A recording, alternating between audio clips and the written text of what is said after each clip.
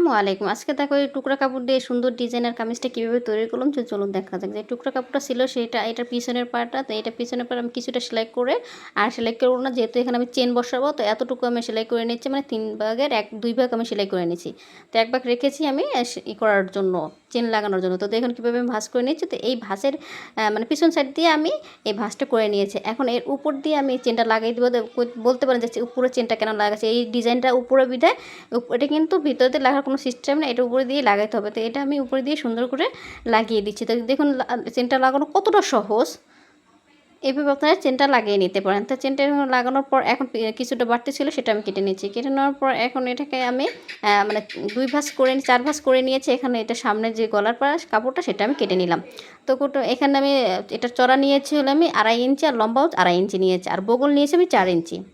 তো এভাবে করে কাটিং করার পর এখন এটাকে আমি কাজ সেলাই করে দিয়েছি। এখন এটা হলো গলার ডিজাইন। তো গলার ডিজাইন লম্বা নিয়েছি আমি 4 ইঞ্চি, আর চড়া নিয়েছি আমি 2.5 ইঞ্চি। তো দেখুন এভাবে সুন্দর করে আমি এটাকে বসিয়ে দেব।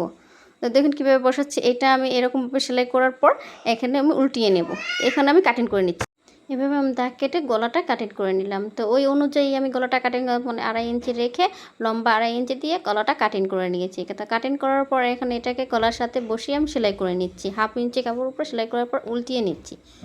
তো উল্টিয়ে নেওয়ার পর এখন আমি যে সাইডের যে সেলাইটা এখানে কিন্তু আমি কোনো রকম আলাদা করে বক্রম বসাইনি। তো গলাটা চাপ সেলাই দেবো, এরকমভাবে পুরোটুকু আমি চাপ সেলাই দিয়ে দেবো। তো চাপ সেলাই দেওয়ার পর এখন আমি সাইডে লেস বসিয়ে দেবো, যেহেতু এটা সুন্দর করে ডিজাইন করবো, এই জন্য আমি লেসটা বসিয়ে দেবো। লেসটা বসানোর পর দেখতে বেশি সুন্দর লাগে, এই জন্য আমি এখানে লেসটা ব্যবহার করব। তো এই লেসটা আমি ভিতর দিয়ে সুন্দর করে একটা সেলাই দিয়ে দেবো। দেখুন এই যে ভিতরে দিয়ে আমি এটাকে সেলাই করে নিচ্ছি। তো এইভাবে আমি পুরোটুকু ভিতরে লেসটা দিয়ে সেলাই করে নিচ্ছি।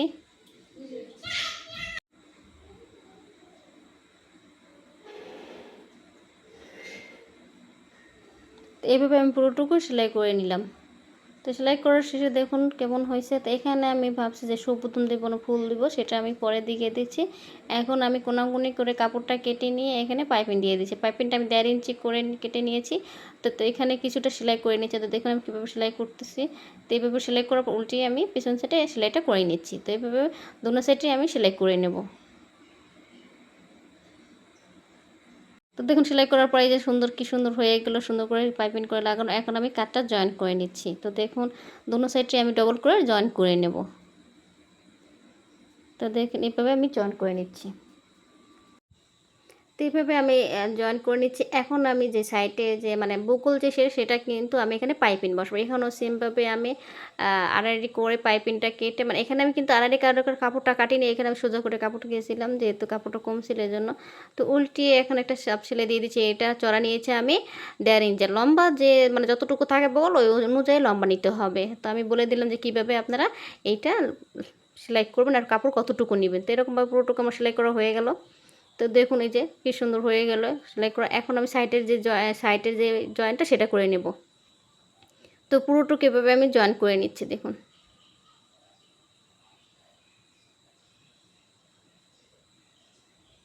দোনো সাইডে আমি এটা জয়েন করে নিচ্ছি। তো জয়েন করার পর এখন সাইডের যে ফাড়াটা সেটা আমি সেলাই নিয়ে করব, যেহেতু এটা কামিজ সাইডের ফাড়াটা তো অবশ্যই সেলাইতে হবে।